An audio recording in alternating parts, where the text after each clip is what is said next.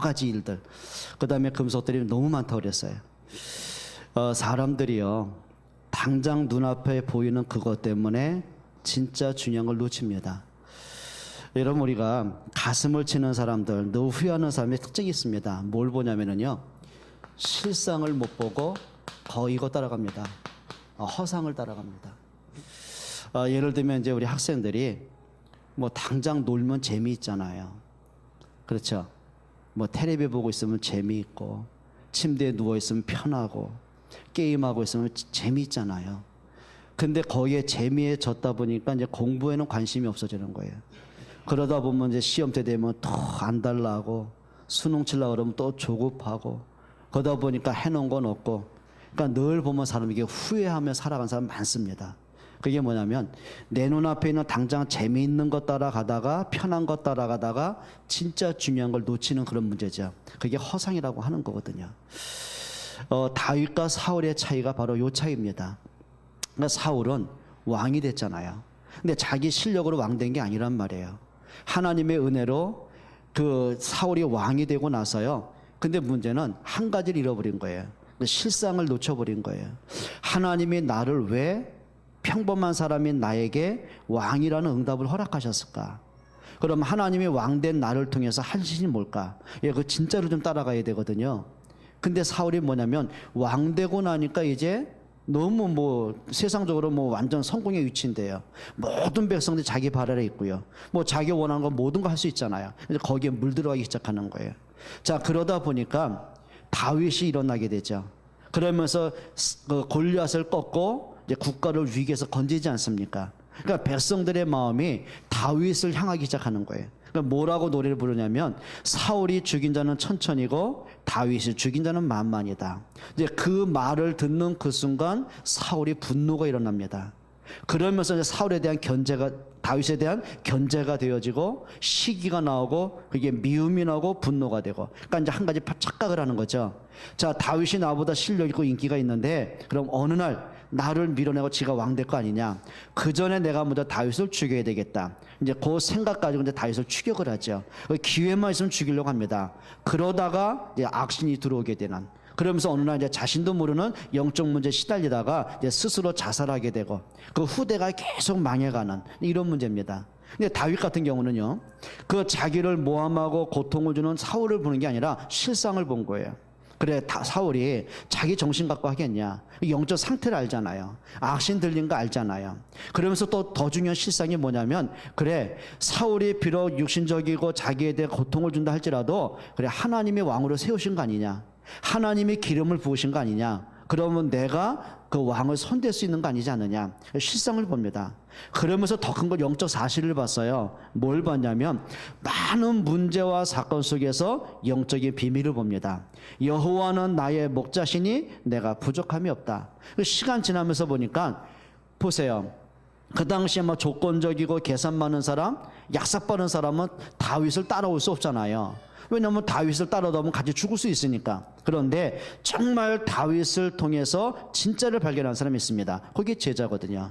그러면서 목숨 걸고 붙는 장수들이 있었어요. 어느 날 다윗이 왕이 됐을 때 그 사람들 다 측근이 되기 시작하죠. 여러분, 사람이요, 실상을 따라갈 수 있으면 좋겠어요. 자, 예를 들어보죠. 여러분 오늘 예배 함께 참석하지 않습니까? 그러면 여러분이 예배를 통해서 실상을 붙잡을 수 있어야 돼요. 그렇죠. 뭐 내가 뭐 크리스찬이니까 주일날 뭐 어디 가겠습니까? 예배 드려야죠. 뭐 설교 시간인데 뭐 어떡합니까? 어차피 끝날 때까지 앉아 있어야 되는 것을요. 그렇게 하시면 안 됩니다. 여러분들이 예배 오기 전에 진짜 좀 실상을 붙잡고 기도하셔야 됩니다. 내가 어쩔 수 없는 예배, 주일마다 돌아오는 습관적인 예배가 아니라 하나님이 오늘 예배를 통해서 내게 주실 말씀이 뭘까? 진짜 기도하셔야 돼요. 그러면 말씀을 붙잡고 내가 한 주간 동안 기도하고 내가 실천해 갈 것이 무엇일까? 문제가 왔을 때 그 문제 때문에 불신앙하고 힘들고 지칠 것이 아니라, 그래, 하나님이 이번 주에 내게 강단 말씀을 이렇게 주셨는데 이 문제하고 이 말씀은 어떤 관계가 있을까? 말씀을 가지고 문제를 보고요, 말씀을 가지고 문제에 대한 답을 찾아내고요, 그 문제 속에는 하나님의 계획도 보고 숨겨지는 응답을 찾아내야 됩니다. 그 실상을 놓쳐버리면 늘 허상 따라가야 돼요. 그러다 보면 허덕이고 막 쫓기고 조급하고 막 불안하고 이렇게 돼버리는 거예요. 여러분, 여러분들이 만약에 복음의 눈으로 안 봤을 때 요셉이 형들한테 어려움을 당하면 옆에서 보면서 어떻게 해서 참 불쌍하다. 저 형들은 왜 요셉을 자꾸 괴롭히고, 동정하겠죠. 그리고 요셉에게 은밀하게 그냥 위로 한마디 하겠죠. 자, 또 형들에 의해서 요셉이 노예로 팔려갑니다. 그럼 우리 이렇게 생각합니까? 참 저 아이는 왜 하는 것마다 안 될까? 저는 왜 엄마가 죽어서 이렇게 상처도 받는데 형들까지 저 모양일까? 왜 저 집은 저기 콩가루 집안일까? 우리 보이는 것만 갖고 막 판단하고 막 끌당하고 그럴 수 있는 거 아닙니까? 근데 요셉은 그렇게 안 봤어요. 자, 진짜 하나님께서 주신 언약을 붙잡았어요. 자, 요셉이 어릴 때부터 본 게 있습니다. 그 아버지 야곱의 인생 가운데 하나님이 하시는 일을 봤단 말이에요. 그냥 단순한 육신적인 아버지가 아니라 하나님이 함께하는 아버지를 봤어요. 자, 그냥 뭐 위기 속에서 어려움 속에서 성공한 아버지가 아니라 막 집념을 가지고 막 성공의 위치에 선 아버지가 아니라, 그래, 아버지가 비록 인본주의 쓰고 불신앙을 해도 하나님의 언약은 반드시 성취되는구나. 하나님의 약속하신 그 성취된 언약을 봤어요. 자, 그 할아버지 이삭을 통해서요, 할아버지가 늘 들려준 얘기가 있잖아요. 단순한 옛날 이야기가 아닙니다. 좋은 교훈을 얘기한 게 아니라 이삭 가슴에 담겨진 그 언약을 전달하기 시작하는 거예요. 자, 이삭이 어릴 때 자기 아버지가 자기를 하나님께 제물로 바치려고 했을 때 하나님이 자기가 죽어야 될 그 자리에 수양이 대신 죽는 걸 봤잖아요. 내가 죽어야 될 그 자리에 수양이 대신 죽는 걸 보면서 하나님이 주신 메시지를 붙잡잖아요. 그 수양을 통해서 그리스도의 언약을 붙잡잖아요. 그럼 이삭이 자기 손자를 무릎에 앉혀놓고 늘 했던 얘기가 있습니다. 하나님의 주신 언약, 그 언약을 붙잡고 이삭이 어떻게 살아왔는지, 자기 인생 전체를 향하신 하나님의 은혜를 간증하기 시작하는 거예요. 그럼 그것이 그냥 옛날 얘기입니까? 아닙니다. 그게 은연중에 요셉의 가슴에 담겨지는 겁니다. 거기다가 창세기 37장에 보면 하나님이 요셉에게 주신 언약이 있잖아요. 말씀이 있잖아요. 단순하게 무슨 징조를 보인 게 아닙니다. 그 시대에 하나님이 하실 일을 요셉에게 보이신 거예요. 요셉을 통해서 하나님이 하고자 하는 계획들을 요셉 마음속에 담아 주시는 거예요. 그럼 요셉이 그냥 단순하게 꿈을 붙잡은 게 아니에요. 나를 통한 하나님의 계획을 붙잡은 거예요. 자, 그 언약을 가지고 하나님의 주신 말씀을 가지고 기도하기 시작하는 거예요. 그러다 보니까 문제가 오잖아요. 형들로부터 위기를 겪잖아요. 노예라는 절박한 문제에 들어가잖아요. 자, 보디발의 여자를 통해서 누명을 뒤집어 쓰고 감옥에 가는 문제가 오잖아요. 만약에 그 마음속에 진짜 하나님 말씀이 없었더라면, 하나님의 계획을 못 봤더라면, 하나님을 향한 믿음이 없었더라면, 말씀으로 문제 보는 눈이 없었더라면 과연 견뎌내겠습니까? 거의 모든 사람이요, 이거 따라하는, 허상 따라하는 거예요. 왜 나는 하는 것마다 안 될까? 왜 해필이면 엄마가 일찍 죽어가지고, 왜 아버지는 나를 지켜주지 못하고, 왜 남도 아닌 형들이 나에게 고통을 주고, 하나님이 정말 계시다면 이럴 수 있느냐? 자꾸 불신앙 따라 원망 따라, 그러다 영적 문제 오는 겁니다. 그러다 사람이 정신 문제 오는 겁니다. 그러다 보니 삶이 무너지게 돼 있는 거예요. 여러분, 허상 따라가면 안 돼요. 실상을 따라가야 돼요. 여러분, 대부분 사람이요, 거의 종교를 믿어요. 그러면 안 됩니다. 진짜 여러분들이 복음을 가슴에 담고 있어야 돼요. 오늘 말씀이죠. 여러분, 이거 발견하셔야 됩니다.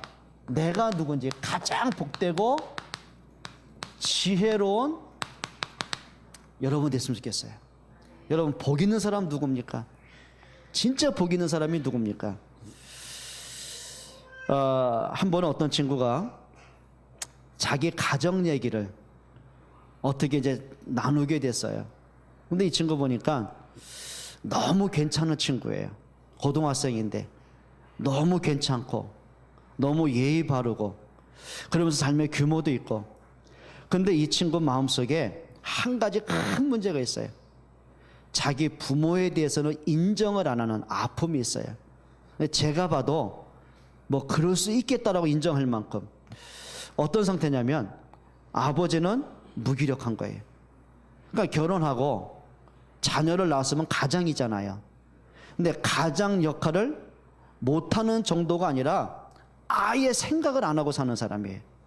그러니까 이분은 늘 관심이 뭐냐면 술 먹고 다니는 거예요. 그러니까 이 사람은 돈만 생기면 술이에요. 그러니까 술 먹고 사는 사람이 뭐 온전하겠습니까? 삶의 규모가. 일이란 거는 전혀 안 하고요.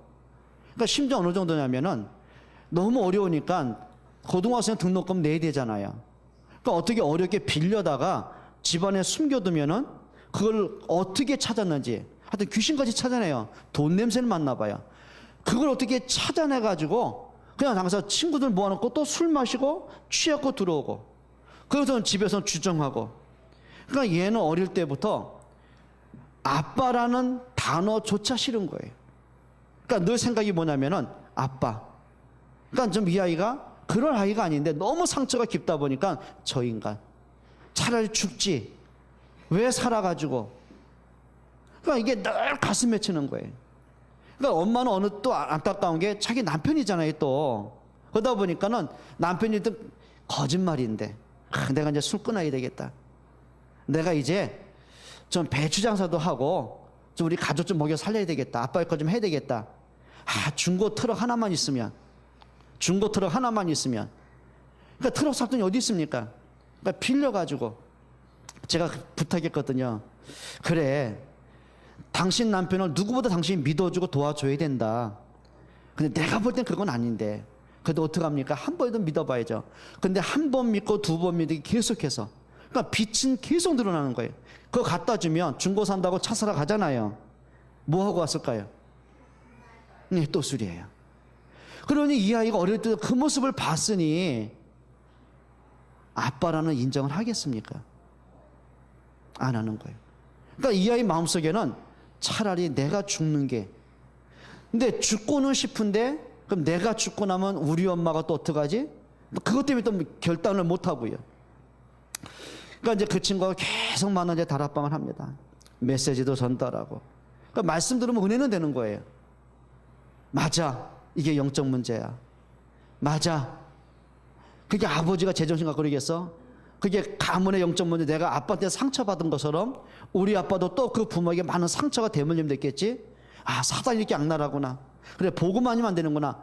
믿음으로 또 깨달아져요. 근데 집에 가 보니 현실은 안 바뀐 거예요. 늘 술 조정하는 아버지, 그러면서 또 끌려가는 어머니, 날 보면서 엄마에 대한 안타까움 보면서도 차라리 이혼해버리지, 그러면서도 또 자기도 어떻게 바꿀 수 없는 현실 아닙니까? 그러고 산 거예요. 그러다가 이 아이가 진짜 어느 날 복음의 비밀을 가슴에 담기 시작했어요. 그러면서 이 아이가 실제로 고백한 3가지 고백입니다. 목사님, 이제 내가 싸움의 대상을 알았습니다. 내가 싸움의 대상을 알았습니다. 자기는 아빠가 미웠대요. 늘 무능하면서도 집에 늘 큰 소리 치고 집안 살림 부시고 그리고 폭력을 가는 그 아빠가 미웠고 아빠를 죽이고 싶었대요. 근데 비로소 진짜 가슴에 한이 된 거예요. 그래, 저게 영적 문제지. 그래, 저게 가문의 재앙이지. 그래, 우리 아빠의 인격을 파괴하고 삶을 파괴하는, 그리고 아빠를 통해 나까지 또 인생을 무너뜨리려고 하는 그게 사단의 전략이지. 예, 영적 배경을 보기 시작한 거예요. 그러면서 이 아이 마음속에 진짜 복음이 뭔지, 복음이 아니면 안 되는 자기 현실과, 그러면 자기 친구들을 때 현장을 보게 된 거예요. 보니까 그 당시 고3이니까 누구나 수능 시험 문제 올 수 있잖아요. 근데 그것 때문이 아닌 거예요. 수능 때문에 힘들고 지친 게 그게 문제가 아니라 그 아이들 가정에 대해서 보기 시작한 거예요. 친구들하고 대화하면서 어떤 친구는 막 엄마 아빠 이혼한 친구들, 어떤 친구는 부모님의 알코올 중독, 어떤 친구는 막 도박 중독, 어떤 친구는 아빠 엄마가 또 음란해가지고 또 가정 파괴된 가정들, 어떤 친구는 너무 부모님 무기력해가지고 막 폭언하고 뭐 심하게 막 폭행을 가하고 다반사인 거 있죠 이게. 그러니까 애가 입에서 뭘 느꼈냐면 이게 나만의 문제가 아니구나, 이게 모든 청소년들이 갖고 있는 영적 문제구나. 그럼 우리 가정의 불행만은 것이 아니라 이 가정의 불행이 모든 가정에 있구나. 애가 그 현장을 보게 된 거예요. 그래서 이 아이가 얼마나 은혜 받고, 그러면서 이가 진짜 청소년을 살리기 위해서 자기와 같이 상처받은 사람을 살리기 위해 지금 얼마나 많은 응답 속에 있는지, 제가 그 아이의 바뀌어가는 그 현장을 보면서요, 한 가지 분명한 게 있습니다. 그래, 과거는 누구나 있고 상처는 누구나 있다. 근데 그 과거에 갖고 있는 그 상처가 인격 장애가 될 수 있고, 또다시 그 부모님의 무너진 인생의 걸음을 따라갈 수도 있고, 인생 무너질 수 있는데 오히려 그걸 축복으로 만들면 그 과거는 응답이다. 여러분, 그건 맞는 얘기거든요. 그럼 분명한 것은 우리가 자라면서 저를 포함해서 우리 여러분들 상처 없는 사람이 누가 있겠습니까? 저는요, 어떤 분이 그러더라고요. 목사님은 어릴 때 고생 한번 안 하실 것 같대요. 목사님은 어릴 때 너무너무 기공자처럼 자란 것 같아요. 제가 좀 부티나게 보이나 봐요. 뭐 솔직하게 누구만 이 정도면 잘생긴 거 아닙니까? 예? 뭐 4가지에서 나오더라고. 그래, 이 정도 생겼으면 키 작아도 되잖아. 누가 얘기하더라고. 난 그 사람이 제일 좋아. 난 그 친구만 되면 박수가 나오더라고. 이 정도면 장장로 나가면 비교해 볼래요? 둘이 같이 가면 누구 쳐다볼 줄 알아요? 그렇죠. 이제 정신 차렸어요. 그 얘기 하더라고요. 근데 속에, 그래, 당신이 내가 살아온 가정 모르겠지. 저는 진짜입니다. 가끔 그런 생각 제가 해보거든요. 제 과거를 돌이켜보면서, 그래, 만약에 내가 진짜 예수님 못 만났더라면, 정말 내가 복음을 못 가졌더라면, 내가 하나님의 은혜를 못 받았더라면 지금 나는 뭐가 됐을까? 근데 제 성격을 보면서, 또 저의 가정을 보면서, 글쎄요, 아마 정신병자 안 됐든 아니면 노숙자 안 됐든, 글쎄 내 성격상, 글쎄요, 뭐 자살하지 않았든 아마 그러지 않았을까? 좀 죄송한 얘기입니다. 근데 그분 얘기 들으면서 언젠가 제가 이제 그 청소년 강의하면서 잠깐 제 간증을 좀 할 일이 있었어요. 근데 그분이 거기에 이제 메시지 들어왔더라고요. 중고 합숙인데요. 그럼 이분이 놀래더라고요. 목사님이 과거에 그런 적이 있었냐고, 그런 아픔과 상처가 어릴 때도 있었냐고. 근데요, 참 감사하더라고요. 제가 복음을 가지고 나서부터요, 이런 마음이 들었어요. 그래, 우리 애들 이제 제가 80년대 전도사 하지 않았습니까? 그러니까 전도사를 쭉 하면서 많은 아이들 만나보잖아요. 근데 참 안타까운 게, 왜 아이들마다 하나같이 가장 사랑을 나눠야 될 부모님의 관계 속에서 가장 상처를 주고받을까? 왜 그럴까? 왜 부모님이 자기 자식을 너무 사랑하잖아요. 자식을 위해서는 모든 거 아끼지 않잖아요. 근데 왜 전달하는 거에서 왜 상처를 이렇게 남고 있을까? 왜 아이들이요, 조금 많은 아이들이 왜 꿈을 잃어버리고 살아갈까? 애들이 미래가 없어요. 막 반항해, 막 애들이 충동해, 그러면서 막 거칠게, 너무너무 그런 거 있죠. 애들이요, 요즘 말하는 거 보면은요, 무서워요. 그러니까 한 번은요, 동네에서 이렇게 애들이 둘이 놀고 있더라고요. 몇 명이서 소꿉장난을 하더라고요. 이렇게 돗자리 깔아놓고. 그래가지고 잠깐 시간 이렇게 애들 노는 것 좀 물끄러미 쳐다봤어요. 근데 한 아이는, 남자애는 아빠 역할이고 여자애는 엄마 역할이야. 막 애가 막 열심히 푸드다가 이렇게 만들더라고요. 이렇게 장난감으로. 그러더니 남자아이가요, 쟤 놀랬어요. 노는 게 뭐냐면 비틀거리고 와요. 네, 눈치는 챘어요. 비틀거리고 오면서 하는 말입니다. 여보, 마누라 문 열어. 그러니까 여자는 또 능숙하게, 또 드셨어요? 애들 얘기입니다. 그게 노는 거. 애들이 본 게 그거요. 어릴 때 본 거. 어릴 때 본 거. 어제도 그 렘넌트 수련회 가면서 그저께죠, 몇 분에게 이렇게 쭉 이렇게 같이 차들 타고 가면서 얘기를 했습니다. 우리 아이들이 어릴 때부터 아빠가 하는 그 모습 본 것, 그게 아이의 미래가 된다. 어릴 때 아이들 진짜 많이 부딪히고 놀아줘야 된다. 애들하고 많이 책도 읽어주고, 애들이 좀 뭔가, 특히 남자애들 같은 경우는 뭔가 힘을 발산을 해야 되는데 그거 발산 못하면 다른 쪽으로 폭발한다. 그게 아이들이 낮에 막 지쳐가지고 오후 되면 골아 떨어질 만큼 아빠 좀 놀아줘야 된다. 이게 맞는 얘기거든요. 근데 우리 부모들이 그럴 만한 여유 없는 거예요. 밖에서 일하다 오고 보니까 집에 와 보니까 귀찮거든요. 그러니까 늘 우리 애들이요, 어린아이들이, 자녀들이 엄마 아빠 하는 모습 주로 많이 보고 있는 모습이 있어요. 뭘 것 같아요? 아빠가 집에만 들어오면 소파에 모로 누워서 텔레비전 보시면 리모컨으로 이렇게 조종하시는 모습, 그러다가 조시는 모습, 아니면 컴퓨터하고 게임하는 모습, 그 모습. 그리고 애들이 엄마 주로 많이 보는 모습 뭘 것 같아요? 예, 텔레비 보시면서 울고 불고 은혜 받는 모습. 거의 그런 거 보거든요. 그러니까 엄마 아빠들이요, 자기는 텔레비 보고 놀아야 되는데 애들이만 아빠 놀자 나가자 그러거든요. 주로 이제 엄마 아빠가 애들한테 보여주는 게 있습니다. 뭘 것 같아요? 예? 만화 틀어줍니다. 컴퓨터 들어가서 게임하게 해줍니다. 그러다가 아이들은요, 점점 사람과의 대화라는 담의 벽을 쌓고 삽니다. 그러니 보세요. 애들 이제 게임에 이제 젖어들기 시작하잖아요. 자기 감정을 표현합니까? 자기 속에 있는 생각을 끄집어서 얘기를 할 수 있습니까? 누구랑 대화가 됩니까? 감정 교류가 됩니까? 안 되잖아요. 그러니 집에서 애들 보는 거 보거든요. 엄마 아빠 싸우는 모습 보잖아요. 그거 겁나잖아요. 그리고 애들 혼자 하는 건 뭡니까? 이제 게임합니다. 우리처럼 옛날에 뭐 게임을 테트리스입니까? 그런 거 하면 주로 눈에 발전이 되죠. 지금은 그런 거 아니에요. 폭력적인 거예요. 싸우는 거예요. 자, 아이들이 감정이 울분 어디 폭발하죠? 게임에서 다 터트리는 겁니다. 재미있거든요. 화끈하거든요. 점점 갈수록 애들이요, 이제 생각 속에 뭐가 돼요? 게임에 이제 자리 잡기 시작하는 거예요. 자, 그러다 보니 세상에서 어떻게 돼요? 감정 폭발이 절제가 안 되는 거예요. 여러분, 그것이 사회 문제고 앞으로 가정 문제고 세계 문제입니다. 어떻게 할 겁니까? 이거 발견할 길이 없습니다. 자신이 누군지에 대해서 발견할 길이 없습니다. 자, 이제 저와 여러분들이 이제는 오늘부터 한 가지 결단하셔야 됩니다. 여러분들이요, 어떻든 간에 이건 발견하셔야 됩니다. 뭘 발견하셔야 되냐면요, 참된 가치를 발견할 수 있어야 돼요. 여러분, 가치가 뭐라고 생각하세요? 전에도 말씀드렸잖아요. 절대 가치가 있고 필요 가치가 있다고 말씀드렸어요. 필요 가치는 뭐죠?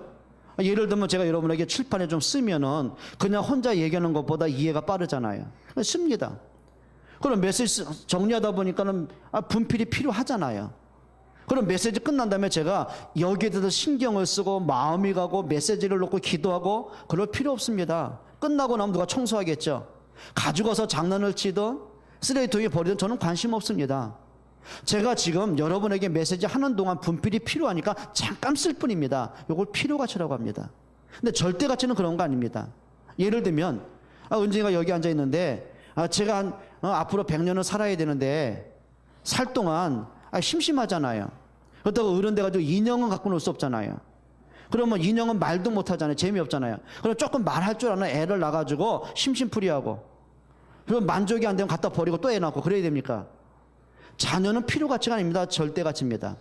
내 생명보다 소중하고 내게 있는 모든 걸 줘도 아깝다는 절대 가치입니다. 자, 그러면 여러분, 허상과 실상이 뭔지 아십니까? 필요 가치만 따라가는 사람이 있어요. 여러분, 돈은 필요한 겁니다. 있어야 됩니다. 그래야 가정 살림할 수 있습니다. 예, 자녀 잘 키울 수 있습니다. 잘 먹고 살 수 있습니다. 미래, 예, 우리가 준비도 해야 될 거 아닙니까? 예, 필요한 겁니다. 근데 문제는 뭐냐면 돈이 내 인생의 목적이 되면 안 돼요. 자, 쉽게 한번 얘기를 들어볼게요. 학생들이 공부하잖아요. 공부는 목적이 아닙니다. 수단입니다. 뭐냐면 내 미래를 준비하기 위해서 내 달란트를 찾아내기 위해서 준비하는 겁니다. 맞죠? 근데 많은 사람이요, 목적과 수단이라는 자체가 분간이 안 되거든요. 지난주에 저희 집안에 좀 상을 당했어요. 그래서 제 사촌 동생이 갑자기 그 건강했던 친구가 소천하게 돼가지고 같이 예배하면서 같이 이제 있었어요, 마지막 날에. 그래서 이제 화장장에 갔지 않습니까? 그래서 오전에 갔더니요, 굉장히 많은 가족들이 와 있더라고요. 많은 그 팀들이 온 거죠. 그만큼 이제 사람만 죽으니까. 근데 제가 거기서 보면서 많은 걸 보게 됐어요. 어떤 사람 막 처음까지 막 울고 막 안타까움이겠죠. 근데 몇 가정이 제가 무슨 막 소란스럽게 싸우는 거예요. 아니, 지금 이제 자기 아버지 돌아가신 것 같아요. 막 싸우는 거예요, 형제끼리. 얼만큼 싸우냐면 막 뭘 집어 던지면서 막 유두문자 써가면서, 그러니까 가족 이제 싸움이 돼버린 거예요. 이유는 하나입니다. 형은 네가 뭐 한 게 뭐 있다고, 왜 재산을 그렇게 더 많이 가져가고. 그러니까 한쪽이 그럽니다. 형이 그럼 아버지 모셨는데 당연한 거 아니냐고. 요거 싸우는 거예요. 제가 그 현장을 물끄러 보면서 그렇겠구나. 그 사람은 돈이 목적이에요. 더 가져야 되는 거예요. 그렇죠. 그거 서로 좀 생각하면서 그래, 너가 더 필요하겠구나. 형은 뭐 이만큼 살 만큼 사니까 네가 좀 어려운데 그래, 네가 좀 필요하겠구나. 그걸 왜 못합니까? 형이, 동생은 동생대로 형님 무슨 말씀입니까? 형님이 우리 집에 기둥이고 부모님도 누구보다 모신 분이 형님이신데 제가 그럴 수 없죠. 왜 그걸 못합니까? 그러니까 대부분의 가정들이요, 목적이 돼버렸어요. 그러다 보니까 가정이 아니에요. 가족이 아니에요. 그러니까 옆에 있던 제 그 사촌 동생이 그러더라고요. 형님, 저 집은 콩가루 집안이에요. 그래요. 여러분, 사람이요, 목적과 수단이 바뀌어버리면, 허상과 실상이 바뀌어버리면은요, 인생 무의미합니다. 정말 이제는 실상 따라가길 축원합니다. 진짜 목적 바꾸기로 축원합니다. 오늘 솔로몬의 고백입니다. 여러분, 솔로몬만큼 성공한 사람이 누가 있습니까?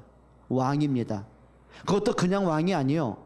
전 세계 모든 왕들이 존경하는 왕이었어요.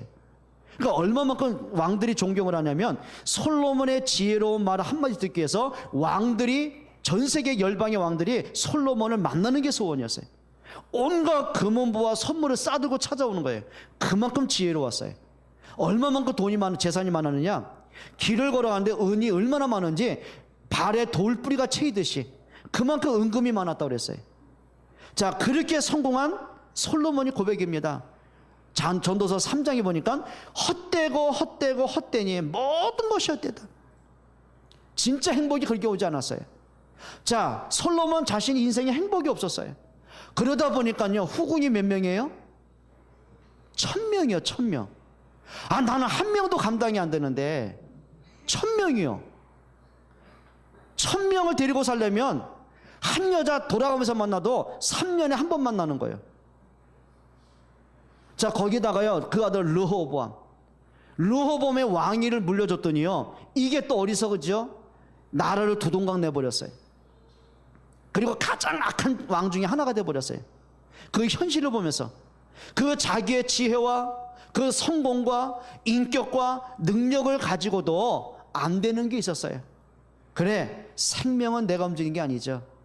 내가 자식을 서 왕위는 물려줄 수 있어도 그 아이에게 올바른 판단, 올바른 지혜, 올바른 인격, 올바른 믿음은 물려줄 수가 없는 거예요. 솔로몬이 깨달은 겁니다. 그리고 오늘 고백을 한 겁니다. 전도서 12장 13절에 이렇게 고백을 합니다. 내가 일의 결국을 다 들었다. 모든 거 다 해봤고 모든 거 다 가져봤다.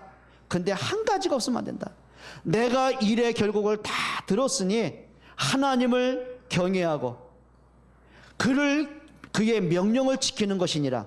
이것이 모든 사람의 본분이다. 모든 사람의 본분이다. 여러분, 진짜 가치가 뭡니까? 여러분, 솔로몬이요, 이것 따라가다 나중에 깨달은 거예요. 그래, 내게 생명 주신 분이 하나님이시고 나를 왕으로 세우신 분이 하나님이시고 나를 견고하게 붙드신 분이 하나님이신데, 근데 그동안 놓쳐버린 거예요. 너무 축복 속에 있다 보니까, 너무 풍요로움 속에 있다 보니까 하나님을 경외함을 놓쳐버렸어요. 그냥 아까 후궁이 1000명이라고 그랬잖아요. 근데 그냥 첩을 얻은 것이 아니라 열국의 왕들의 딸들하고 결혼한 거예요. 그게 뭐냐면, 그게 외교입니다. 쉽게 말하면, 당신들의 딸을 내게 왕비로 주고, 그럼 당신과 우리가 싸울 일이 없지 않습니까? 예, 그만큼 잘했어요. 그런데 진짜 평화가 사람에게 오는 거 아니거든요. 하나님이 함께는 응답들이 있거든요. 솔로몬이 그걸 놓친 거예요. 근데 말년에 깨달았습니다. 내가 일의 결국을 다 들었으니 여호와를 경외하는 것이 사람의 본분이다. 예, 그게 뭐냐면 참된 가치를 깨달은 사람이에요. 여러분, 가치 깨닫기를 축원합니다. 이거 하셨으면 좋겠어요. 복음의 가치가 정도가 아니라 복음의 절대 가치를 깨달았으면 좋겠어요. 사람은 영적인 존재입니다. 영적인 존재는 하나님을 만나야 생명을 얻을 수 있습니다. 인간은요, 행복 없이는 살 수가 없습니다. 아무리 주머니에 돈이 많고 아무리 인격이 좋고 학벌이 아무리 좋아도 실력이 있어도요, 사람의 행복 없으면은요 살 수가 없는 거예요. 아무리 좋은 명품을 거치고 있어도요, 마음에 평안이 없으면 사람은 살 수가 없는 거예요. 그런데요, 참된 행복, 참된 평안, 하나님 은혜로 주어집니다. 그러면 요한복음 14장 6절의 말씀대로 하나님 만나는 길은 하나밖에 없습니다. 그리스도입니다. 그렇죠? 인간은 이 땅에 사는 동안 반드시 해결할 게 있습니다. 죄 문제는 해결해야 됩니다. 단순한 윤리적인 죄가 아닙니다. 자범죄가 정도가 아닙니다. 원죄를 해결하셔야 돼요. 왜 그렇습니까? 모든 사람이 죄를 범하였음에 하나님 영광에 이르지 못하더니 죄의 삭은 사망입니다. 그런데 죄는 우리가 해결할 수 없거든요. 그래서 하나님이 그리스도를 통해서 모든 죄 문제를 끝냈습니다. 로마서 8장 2절입니다. 그리스도 예수 안에 있는 생명의 성령의 법이 너희를 죄와 사망의 법에서 해방했느니라. 여러분, 복음의 절대 가치를 아셔야 돼요. 우리가 단순하게 많은 종교 가운데 기독교를 선택한 게 아닙니다. 내가 모태신앙이니까 어쩔 수 없이 기독교인이 된 게 아닙니다. 하나님은 여러분을 영원 전부터 구별하셨어요. 그렇죠? 그냥 수많은 교회 가운데 그냥 교회 다니는 게 아닙니다. 하나님은 복음을 듣게 하기 위해서 이 자리에 앉게 하셨어요. 여러분, 복음에서 나를 찾아내셔야 됩니다. 자, 인간은요 절대 운명을 바꿀 수 없습니다. 절대 사단의 올무에서 빠져나갈 길이 없습니다. 권력으로 안 됩니다. 명예로 안 됩니다. 그래서 하나님이 주신 이름이 있어요. 요한일서 3장 8절입니다. 하나님의 아들이 오신 것은 마귀의 일을 멸하려 함이니라. 여러분, 종교의 허상을 따라가지 마세요. 복음의 실상을 따라가세요. 내가 그냥 위로를 삼고 평안하고 안정을 삼고 뭐 그렇다는 종교 하나 갖고 우리 자녀들이 뭐 말씀을 듣고 예수 믿으면 착하게 되겠지, 하나님 축복하겠지. 예, 복음을 나의 수단으로 만들면 안 돼요. 복음은 나의 목적으로 삼으셔야 돼요. 내 정말 복음을 누리는 사람, 우리 자녀들에게 그 어떤 것보다 복음을 심어줄 수 있는 부모, 정말 내가 복음을 듣고 내가 위로받는 정도가 아니라 복음을 위해서 헌신할 수 있는 은혜의 사람, 예, 복음이 실상이 되고 목적이 되길 축원합니다. 두 번째 중요한 게 있어요. 자신의 존재 가치를 아셔야 돼요. 나의 존재 가치가 있습니다. 여러분, 부모는요 자녀에 대해서 사랑합니다. 근데 그 사랑이요 단순한 게 아니더라고요. 인생 전체를 두고 자녀를 사랑하더라고요. 자, 부모의 마음속에 자녀가 담겨 있잖아요. 그냥 지나가는 마음이 아니에요.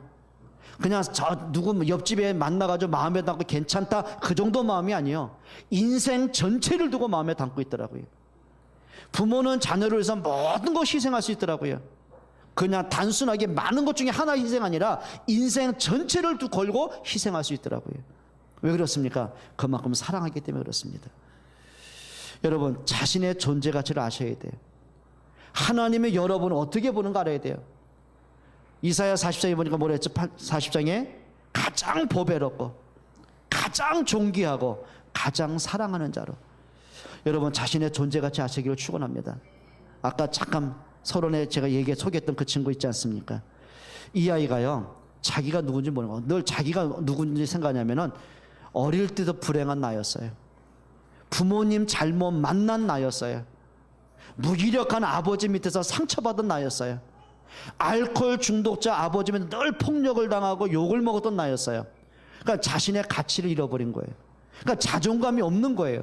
그러니까 늘 열등감에, 늘 상처에, 자그마한 사소한 일을 뛰어넘지 못하고 오해 속에, 그러다 보니까 낭망하고 비교 속에 늘 자기에 대한 자존감이 없어요.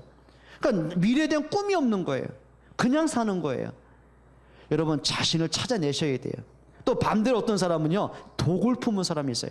어릴 때 너무 돈에 대해 막 상처가 막 크다 보니까는요 돈이 목적인 사람 있잖아요. 독을 품었어요. 근데 그런 사람 또 특징이 있어요. 성공도 해요. 근데 성공한 다음에 자신을 잃어버렸잖아요. 어떡할 겁니까? 행복이 뭔지 모르게 사는데요. 여러분, 자신의 존재 가치를 알기를 축원합니다. 예수님이 이리 말하셨어요. 내 이웃을 내 몸과 같이 사랑하라. 여러분, 자기를 사랑하는 사람이요 다른 사람을 사랑할 수 있습니다. 여러분, 예를 들어보죠. 학교에서 막 왕따 문화 일으킨 사람 있잖아요. 일진들 있잖아요. 그 아이들은 자기를 사랑하지 않는 사람이에요. 자기를 정말 사랑하는 사람은요 남을 존중할 줄 압니다. 그렇죠? 어릴 때 존중받고 큰 아이들은요 커서도 남을 존중할 수 있습니다. 어릴 때 배려 속에 자란 아이는요, 남을 배려할 수 있습니다. 근데 그게 안 되는 거란 말이에요. 여러분, 자기 자신을 사랑하시기를 축원합니다. 그러니까 과거로부터 여러분이 몇 가지를 한번 깨트려 있어야 돼요. 내가 갖고 있는 오해된 생각, 상처된 생각을 바꿔야 돼요. 만약에 요셉이요, 자기 자신이 누군지 몰라서 어떻게 되겠습니까? 아버지도 지키지 못하고, 형들도 나를 버렸고, 하나님도 나를 안 도와줬고, 나는 노예고 초라하고 불쌍하고, 그게 요셉이 아니거든요. 요셉은 그걸 바꿨어요. 그걸 바꿨어요. 운명이 안 묶였어요. 그래, 하나님이 나에게 언약을 주셨는데, 그러면 하나님의 주신 말씀하고 노예된 현실은 어떤 관계가 있을까? 하나님이 나를 왜 애굽에 들여보내셨을까? 그리고 발견한 게 창세기 45장입니다. 하나님이 이것 때문에 나를 애굽에 보내셨구나. 하나님이 나를 통해 생명을 구원하시려고, 천하 만민을 구원하시려고 나를 앞서 보내셨구나. 요 복음을 가지고 나를 봐야 돼요. 전도라는 관점을 갖고 나를 보셔야 돼요. 그러면 과거는 모든 것이 뭐가 돼요? 축복의 발판이 되어져요. 여러분, 정말 자기를 사랑했으면 좋겠어요. 제가 만나던 상담했던 친구 가운데 그런 친구가 있어요. 이 친구는 어릴 때 참 제가 봐도 너무 안타까운 거예요. 그러니까 지금은 이제 외국에 가서 여기가 전도사로 너무너무 사역을 잘하고 있어요. 근데 이 친구가 어릴 때 가진 상처가 있어요. 중3 때입니다. 그러니까 중3 때 어떤 상처를 받았냐면은 자기 오빠 친구로부터 큰 아픔을 당한 거예요. 뭐 어쩔 수 없는 얘기인데요. 그러니까 이 친구가 그 자기 친구 오빠로부터 씻을 수 없는 상처, 성추행을 당한 거예요. 그러니까 그것 때문에 얘는요, 중3이면 사춘기 나이 아닙니까? 민감한 나이인데요. 그것 때문에 너무 이 아이가 무너져. 그러니까 정신적인 문제도 오고요. 그러다 보니까 나이가 그 당시에 제가 만났을 때가 21살인가 됐어요. 근데 이 친구가요, 자기 자신에 대해서 꿈이 없어요. 미래가 없어요.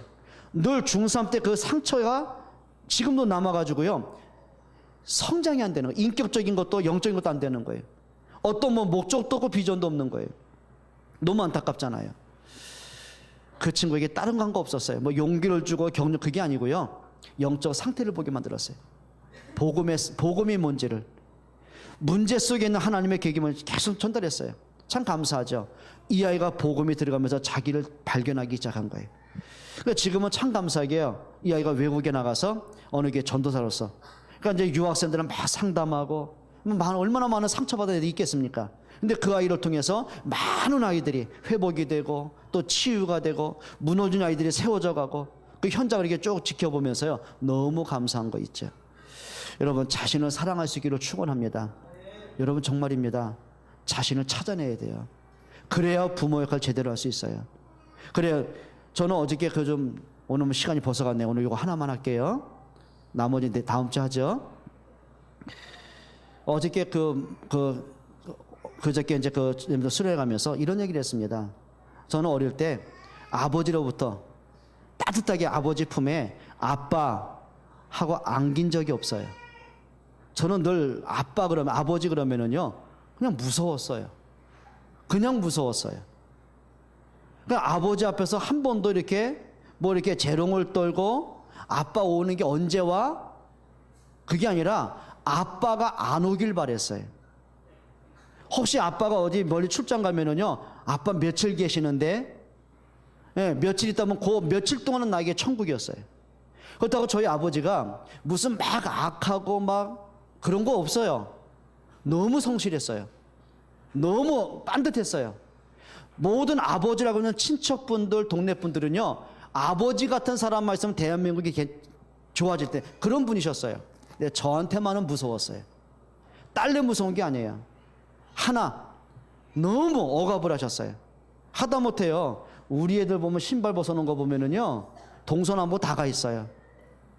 쥐들이 옷 벗어놓은 거 가끔 제가 이제 청소하다 보면 침대 밑에 청소하고 있잖아요.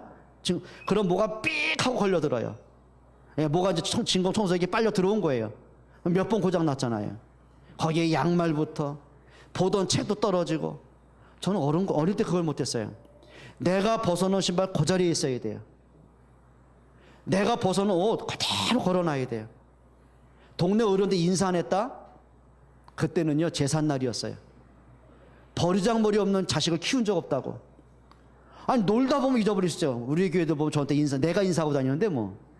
잘 있었어? 그러면 내가 앞에 가가지고 인사하는데 뭐. 애들이요. 그게 뭐냐면 예의가 없는 게 아니라 그럴 경향이 없는 거야. 왜? 내가 놀기도 바쁜데 놀다 보니까 옆에 사람이 안 들어오는 거예요. 애들이 그렇잖아요. 근데 저는 어른들이 오면 놀다가도 일어나야 돼요. 거의 강박관념 있잖아요. 그러니까 어릴 때 제 소원은 뭐냐면 아빠 죽는 거였어요. 정말 그랬어요. 그러다가 제가요 전도사 했잖아요. 근데 아까도 말씀드린 것처럼 애들 이렇게 막 하면서 막 끌어안고 너무 많이 울었어요.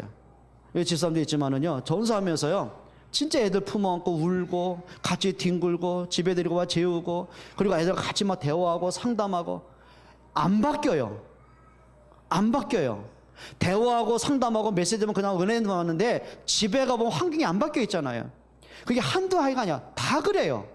이게 뭐냔 말이에요. 제가 한 가지 결론한 게 뭐냐면 그래 내가 어릴 때 갖고 있는 상처가 나만의 문제가 아니구나. 이게 모든 아이들의 문제구나. 그때 마음속에 이제 평생 기도 제목 가졌어요. 평생 기도 제목. 하나님 내가 죽는 그날까지 저 아이들에게 복음으로 답을 주고 상처가 치유되어지고 오히려 그 상처받은 아이들이 복음으로 정말 일어나서 그걸 축복의 발판을 만들고 세계의 복음의 응답 속에 들어오게 해주십시오. 그게 기도 제목이었어요. 그러니까 솔직하게 제가 이제 올해 쉬운 데 다닙니까? 애들하고 문화가 안 맞아요. 저 아이들이 노래하는 거 들어보면 뭐라고 시부른 건지 모르겠어요. 가사가 귀에 안 들어와요. 랩 한번 들어봐요. 정신이 없어요. 안 되더라고요. 제가 애들하고 가끔 어쩌다 노래방 가보잖아요. 부르는 거 하나 있어요. 돌아와요 부산항에. 애들은 형식상으로 박수 주는데 빨리 끝나기 바라는 거예요. 그 다음부터 마이크를 안 줘요. 문화가 안 맞아요. 그래서 저는 진짜입니다. 하나님 앞에 기도한 게 있습니다. 죽는 그날까지 정말 랩런트 세우고 싶어요. 큰 능력은 없어요. 그런데 그 일은 하고 싶어요. 혹시 제가 나중에 나이가 90이 되고 나서도 청바지 쫙 입고 그래도요 노인네가 주책에 그러면 안 돼요. 저 그러고 다닐 거예요. 진짜 할 거예요. 여러분 기도해 주세요. 과거는 축복의 발판입니다. 여러분 과거를 보면은요 나의 미래가 보여집니다. 정말 그렇습니다. 자, 요셉이 과거에 노예로 팔려오지 않았더라면 어떻게 애굽을 살렸겠습니까? 애굽의 총리가 안 됐더라면 어떻게 전 세계를 상대하겠습니까? 예, 요셉의 과거의 모든 아픔과 상처는 미래를 위한 세계의 복음화를 위한 하나님의 응답의 기회입니다. 그러면 과거를 보고 상처만 붙들고 있겠습니까? 그게 허상이에요. 그러니까 대부분상이 허상만 갖고 보니까 어른 되고 나도 철이 없는 거예요. 조그만 일에 상처받고 조그만 일에 시험 들고 조그만 일에 내가 막 삐지고 오해하고 예, 어른 아이라 그래요. 제가 아는 분은 밥 먹다가 자기 애들이 햄을 좋아하니까 뭐 어떻게 해가지고 엄마가 햄을 줬나 봐요. 그걸 자기 앞에 안 놨다고 삐져가지고 숟가락 던진 분도 있더라고요. 그러니까 지난번에 전화로 상담 목사님 어떡합니까? 철이 없는데. 그래 당신 집에 아들 둘이는 게 아들 셋이라고 생각해라. 여자분 따라합시다. 남편은 철없는 아들이다. 남자분 따라합시다. 와이프는 속 터지게 하는 여자다. 야, 알고 살면 돼요. 그러니까 복음을 안 보니까 저 얼마나 속 터진지 아십니까? 행복해서 속 터져요. 주여. 여러분 정말입니다. 좀 참된 가치 좀 알고 따라합시다. 실상을 따라가자. 목적을 바꾸자. 여러분 오늘부터 하세요. 복음으로 모든 거 한번 보세요. 복음으로 나를 보고 복음으로 과거를 보고 복음으로 문제를 보고 하세요. 이미 복음은 능력 아닙니까? 여러분 내가 복음을 진짜 아는 것만큼 정말 내가 복음을 누리는 것만큼 과거를 축복으로 바꿀 수 있어요. 불신앙 깨트릴 수 있어요. 정말 자녀들에게 복음 심어지는 것만큼 자녀는 살아날 수 있습니다. 예, 들으면 됩니다. 문제를 가지고요 복음으로 도전하는 것만큼 문제는 축복으로 바꿀 수 있어요. 예, 걱정 마세요. 2번 3번 안 할게요. 아유 목사님 저거 2번 3번 하면 밤샐 텐데. 기도하겠습니다. 한번 우리 기도합시다. 하나님 정말 우리가 복음이 이론이 아니고 나의 수단이 아니라 나의 목적이 되고 나의 존재 이유가 되고 복음의 능력으로 나를 살리고 가정을 살리고 교회를 살리고 우리 후대를 살릴 수 있는 힘을 주옵소서. 같이 한번 기도하겠습니다. 하나님께 감사를 드립니다. 정말 예수님이 그리스도라는 그 영적 비밀이 나의 인생의 답이 되게 하시고 과거에 대한 답이 되게 하시고 예수가 그리스도라는 언약의 비밀이 오늘의 응답이 되게 하시고 미래의 걸음이 될 수 있도록 축복해 주시옵소서. 정말 하나님 복음을 이해한 자요 복음을 누리게 하시고 복음의 인생의 결론 낼 수 있도록 축복해 주시옵소서. 우리 자녀들에게 정말 복음의 능력을 심어줄 수 있는 영적인 부모가 되게 하시고 정말 모든 문제를 하나님의 계획을 찾게 하시고 우리의 모든 만남 속에 정말 복음으로 생명운동할 수 있도록 힘을 더하여 주옵소서. 하나님께 감사를 드립니다. 오직 복음, 오직 기도, 오직 전도가 우리 인생의 답이 되게 하시고 응답이 되게 하시고 행복이 되게 하여 주옵소서. 모든 만남 속에 복음이 증거되게 하시고 모든 문제 속에 하나님의 계획이 이루어지게 하시고 우리의 과거와 현재와 미래 속에 우리 인생 전체를 향하신 하나님의 소원을 찾게 하여 주옵소서. 예수 그리스도의 이름으로 기도합니다. 아멘.